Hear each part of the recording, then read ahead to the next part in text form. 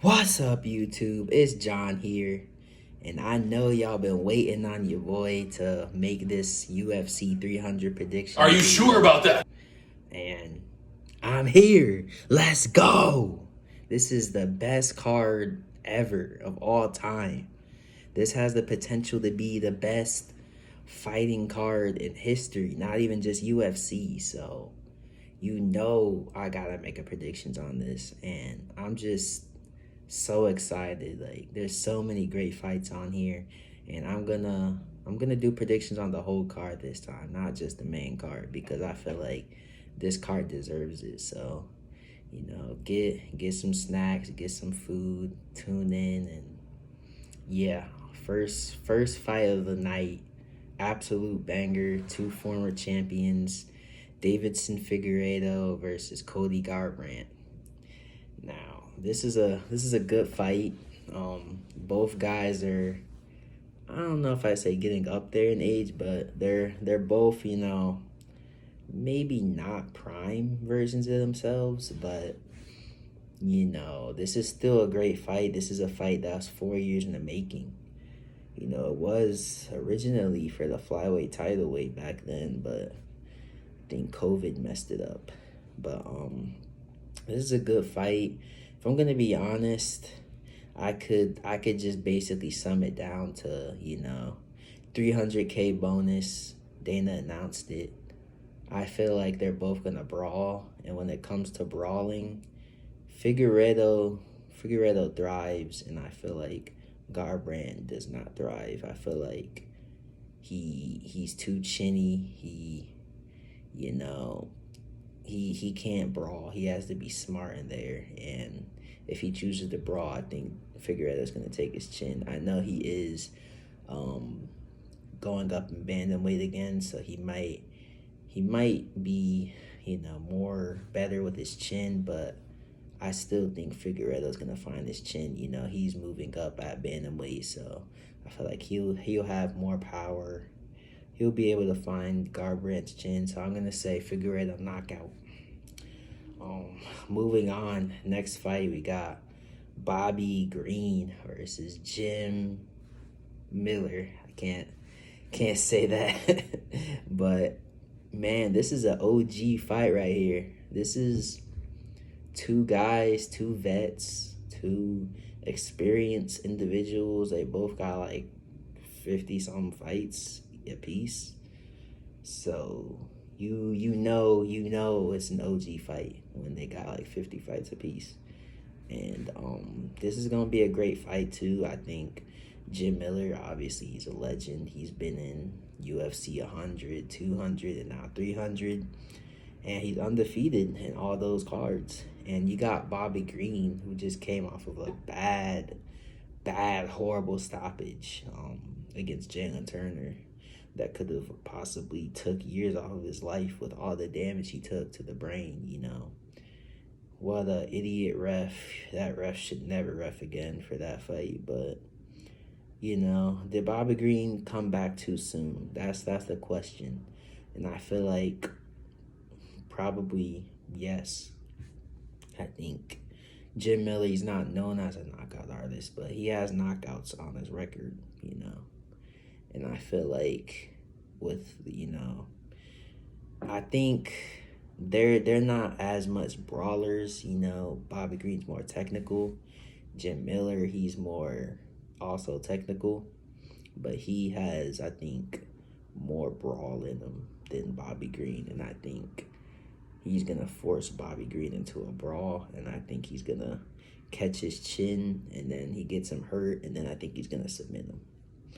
And I think Jim Miller is gonna stay undefeated at the 100 cards. So I got Jim Miller, and then the next fight is Jessica Andrade versus Marina Rodriguez.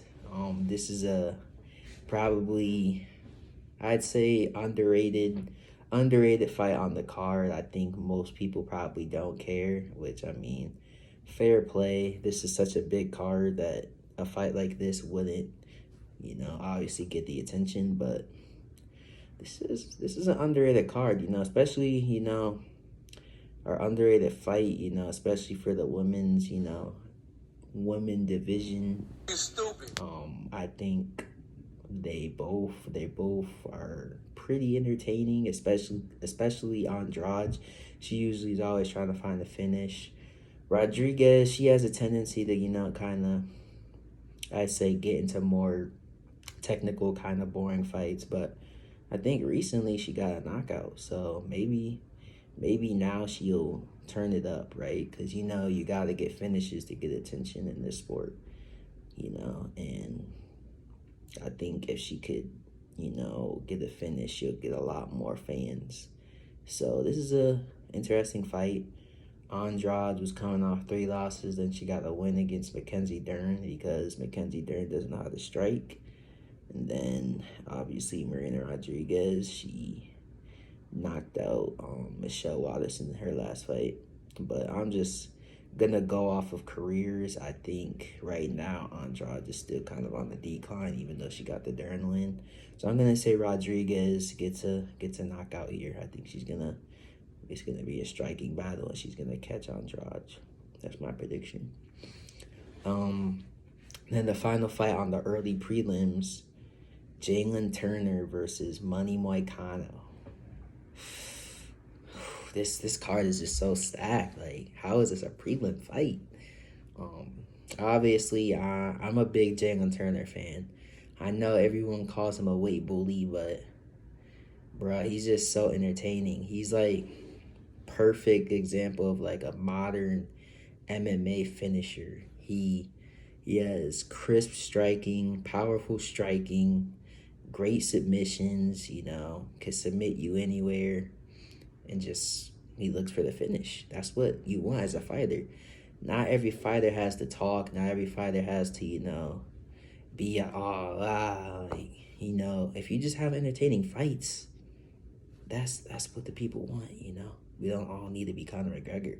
And I think that's what, you know, Jalen Turner is, you know. He's let the fights do the talking type of guy, and I respect that. And on the opposite end, Money Moicano, he's like, obviously he's a fighter too, right? He comes to fight, but he's more, I guess, vocal, and they're kind of polar opposites. But I think when it comes to the skill, I think Jalen Turner is more skilled than Moicano.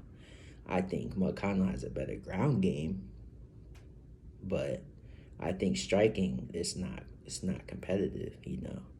Obviously, Moicano can hold his own on the feet, but you see against strikers, you know, he's gonna die for the takedown. You know, he ain't trying to strike with Jalen Turner. I'll tell you that right now. He knows he'll get knocked out, and that's why he fought like he did against Drew Dober, who also has knockout power. So this really is coming down to, can Jalen Turner stop the takedowns, keep it on the feet, and finish him? I think Jalen Turner can do that. I think he's been through the ringer, got, you know, wrestled, grappled to a boring decision against Gamrot. He's got held down before by, I think, another guy, I think Matt Frivola. Like, a lot of people like to hold him down. And, you know, Jalen Turner, he tries to make it exciting, but it's like, if you're getting held down, you can't do much. But I don't think he's gonna get held down this fight. I think he's probably learning his lesson with the grappling. He's probably training it, and I think he's gonna keep it on the feet and knock out Moicano. So sorry if you're a Money Moicano fan, you want to hear him on the mic. I don't see it. I don't see it happening. This fight at least. But moving on to the prelims, the first fight, Diego Lopez versus Sodiq Yusuff. Another crazy, awesome fight. I'm a big Diego Lopez fan. Like, he just looks like a gothic Brazilian dude. Like, it's crazy seeing someone look like that from Brazil. But he's entertaining. He's got the look. He's got the it factor. And he's a finisher. He's fun. He's a fun guy to watch. And obviously, Sodiq Yusuff, you know, I feel like he he's a little bit inactive, I think. Not he doesn't put himself out there like in the UFC enough. I don't know. He's not really a polarizing guy. I think he got a good fight with Barboza. I think it was a main event a while back, but he lost that fight. But I can't really remember too many of his fights. I think he fought Arnold Allen before, but he lost that one as well. But yeah, I think this is more building up Diego Lopez, if I'm being honest. I think the UFC sees he's a marketable guy, and I think Sadiq Yusuf is a beatable guy that has a ranking, and I think they want to get Lopez into the rankings, and this is how they do it. And I think Diego Lopez is going to get the win somehow. First round, he likes getting those first round finishes. I think he's going to find a way to get him to the ground. I think he's going to submit him. So that's my prediction for that fight. Next up, got the PFL girl Kayla Harrison coming in versus Holly Holm. This is another fight where it's like, I feel like people are like, oh, who cares? Who asked? But I think this could be a big fight if Kayla Harrison does what she needs to do. I think obviously Holly Holm, like, we're kind of tired of her. I'm not gonna lie. She's not the same, you know. She did get robbed, I remember, one fight in a main event, but most of her main events are kind of boring, I'm not gonna lie. And, you know, Kayla Harrison, she obviously is a PFL queen. She's almost undefeated until she took a loss. But, yeah, people are saying this is the girl that's supposed to be fighting Amanda Nunes. I don't know because I've never watched her fight. But if she does what she's supposed to do, she's going to take down Holly Holm, submit her, call out Amanda Nunes out of retirement, and try to build a female super fight, which, you know, a lot of people, I guess, will want to see, you know, who's better, you know. I obviously think Amanda Nunes would run through Kayla Harrison, but that's just because she's in the UFC, and I've seen Amanda Nunes dominate. I haven't seen Harrison, and the level of competition isn't comparable. So, but yeah, I got Harrison. I think she's gonna do what she needs to do. I'll say she submits Holly Holm, and yeah, maybe she will get Amanda Nunes out of retirement. But moving on, we got Aljamain Sterling going up to featherweight versus Calvin Kattar. And yeah, obviously it was sad seeing Calvin Kattar. I think he tore his ACL in his last fight against Arnold Allen, was it? Yeah, I think he tore his ACL in that fight, and he's been out. And then Aljamain Sterling obviously got knocked out in his last fight against Sean O'Malley, which he's, you know, talked about kind of getting rushed into it. You know, they wanted to build Sean O'Malley. And yeah, he got rushed into it too soon, he's saying, and that's why he got knocked out. I mean, I don't know if that was really the reason why he got knocked out, but hey, I mean, obviously the UFC is a business, brother, and they wanted to see Sean as champion, so I guess it just comes down to the entertainment aspect, and I feel like just a lot of people don't like Aljamain because he rubbed them the wrong way, accepting a championship when he was losing. You just can't really come back from that, you know? A lot of people aren't going to respect you, especially when after that you have questionable wins, you know? Split decisions, you know, beating somebody that's injured and coming into the fight. Didn't really have one, like, definitive win besides the injury fight. And it's just kind of like, yeah, I guess his style isn't as entertaining as well. So, but I think he's more fan friendly in this division. I think because you're never getting over Sean O'Malley. I don't think anyone right now has that star power. But in featherweight, I don't know. Maybe he'll get more fans. I think people would like to see him beat guys in this division and have some new blood in the division. And I'm gonna pick Aljamain here. I think Calvin Kattar, he's obviously getting up there in age. He came off an injury. I don't know. I don't know if he's gonna be the same because he's great in his own right, great striker, kickboxer, but I just think Aljamain Sterling.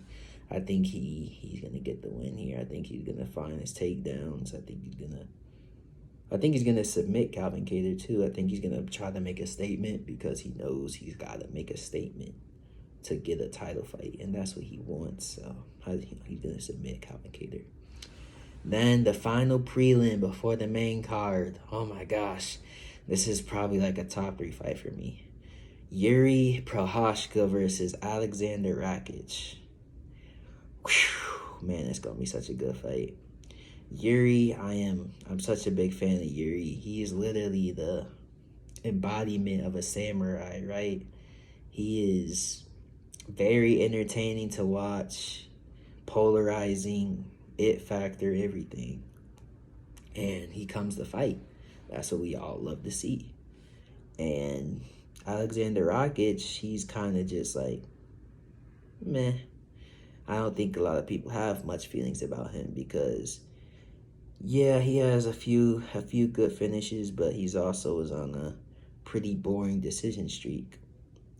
And he tends to have low input, low volume. And then he got injured in his fight against Jan, which that would have been a perfect chance to try to make a statement, but he was pretty much getting beat by Jan, and then he got the injury. So it's like, I don't know how a lot of people feel about him. I think most people want to see Yuri win. I think, obviously, Yuri is more exciting. And, yeah, we want to see him fight the winner of this, main event.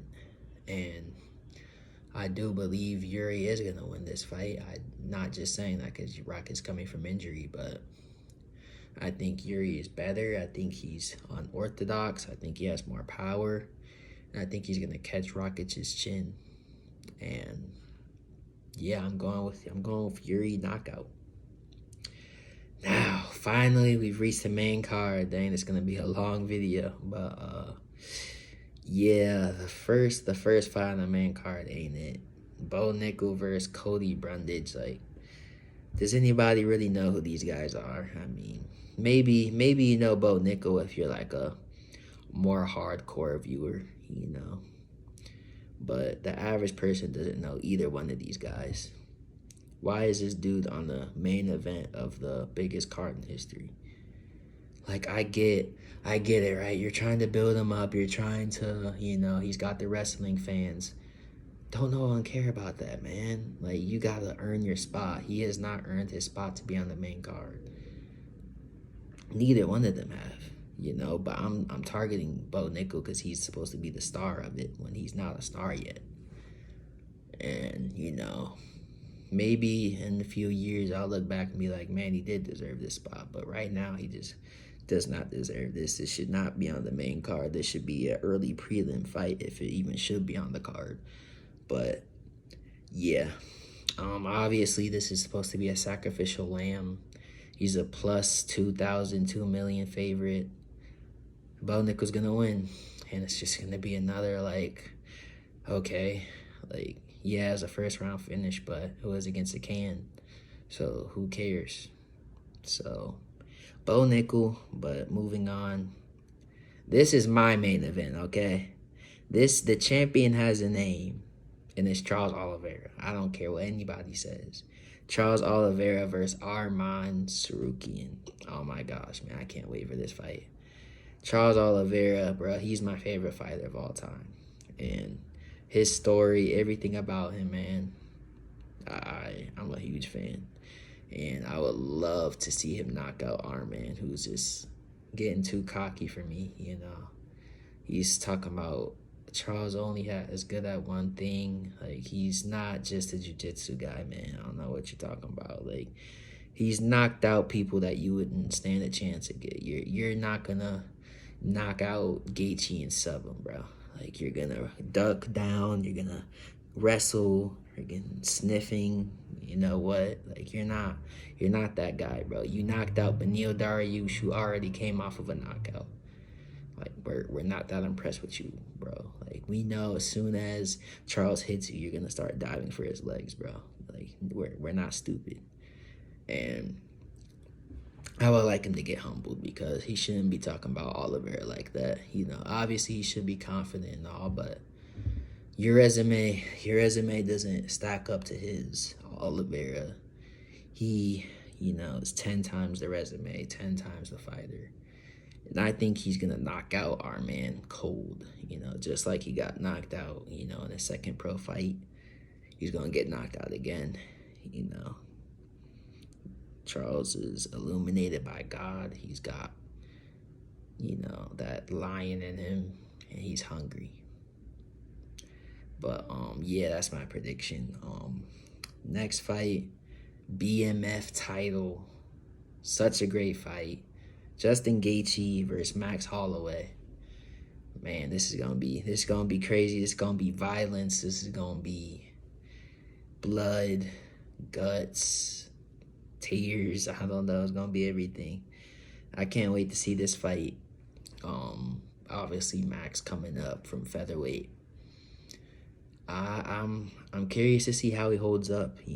Obviously he's got that titanium chin, that freaking whatever you call it, mewing. He's got that mewing chin. Yeah, he hasn't ever been knocked out before, and this is a perfect test to see if he doesn't get knocked out by Gaethje. I don't think any man can knock this dude out, because Gaethje's gonna try to end this, man. He's gonna try to find the chin. So we'll see how it happens. But yeah, exciting fight.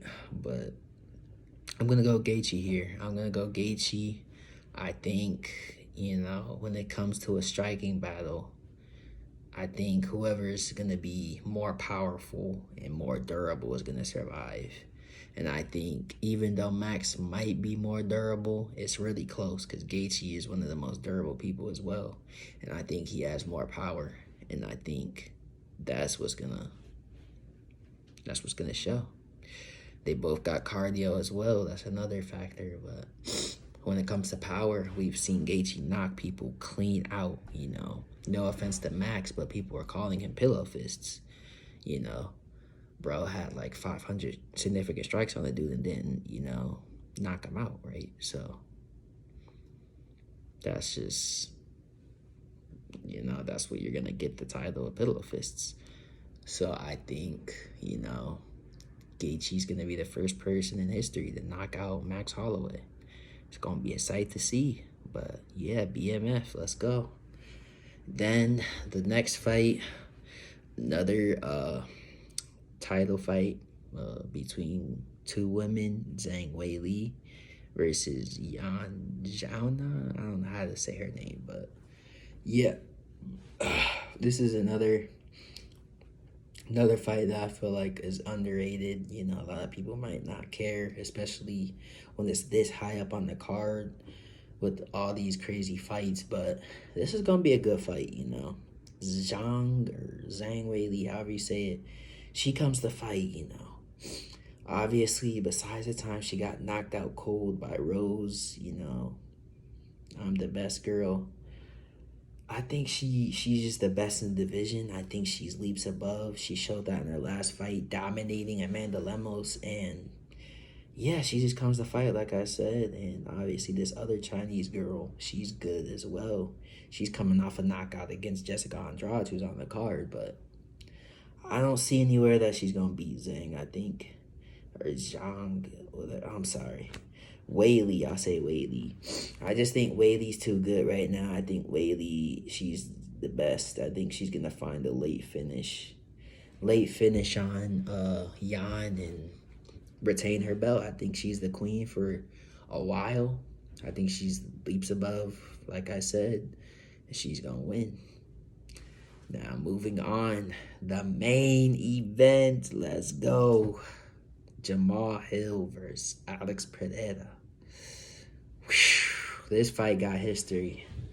This fight has, from Jamal beating Glover. You know, obviously Glover and Alex are close. We knew this fight was gonna happen eventually, and it's finally here. And obviously we didn't want to see, you know, Jamal tearing his Achilles, right? But hey, look how it worked out. Alex ended up winning the vacant, and now they're still gonna fight now to see who's the real champion. These are the two best lightweights on the planet, and whoever wins this can shut up all the haters. Obviously, Jamal Hill feels like he's underrated, which he is. You know, people doubt him. They say this is gonna be an easy fight. You know, he calls them potards. You know, I think that's a pretty funny name for him because it's true. You know, he is. They act like Pereira's unbeatable. He's beatable. He's gotten knocked out by middleweight. So like, when it comes to lightweight,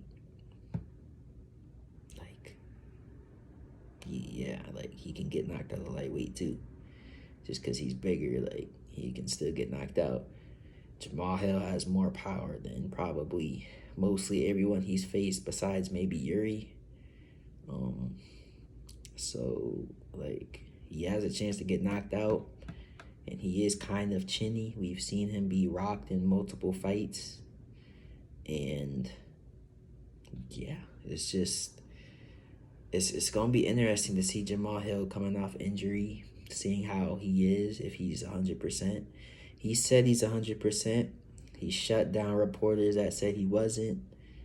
And yeah, there's confidence through the roof, which I think a lot of people don't like. But if he takes this moment and, you know, delivers, that's history. That's history. He's gonna gain a whole bunch of fans, a whole bunch of money, and just, yeah, he's gonna elevate his stock and elevate his resume, and that's legend status if he can shut up everyone and do it. A lot of people don't believe in him. You know, obviously Alex Pereira, 2-division champion, only have really lost to Adesanya in UFC. He looks like he's that guy. But you know what? I'm gonna say my official pick for the main event, Jamal Hill. I think Jamal Hill gets it done. I think he's just too good striking. I think Pereira is good striking as well, but I don't think he's gonna be as confident as Jamal Hill is in striking, because I think he's used to just fighting Adesanya. He's used to fighting Adesanya. Obviously, he did knock out Yuri, but Yuri was coming off an injury, and he's also kind of fights weird. I think Jamal is definitely a better technical striker than Yuri, and I think it's 205, so he just got that power, and I feel like all he needs is just a couple shots on Alex's chin, and I think he can get it done. I think, yeah, just Jamal's confidence is too high. We've seen what he's done to people. He's knocked people out clean cold. You know, Pereira has too, but I just feel like it just, I don't know.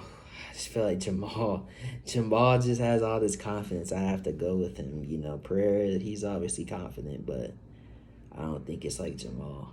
And I feel like that's for a reason. You know, we've seen Jamal break records. You know, he broke the striking record in lightweight against Glover, and I just feel like this is his chance to level himself up even more. So I'm gonna go with Jamal. I think he gets the knockout and shuts up all the potards.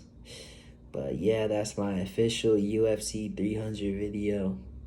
Thank you for watching, because this was a long video, obviously. But yeah, let me know what you guys think in the comments, and make sure to leave a like and subscribe. And until next time, peace.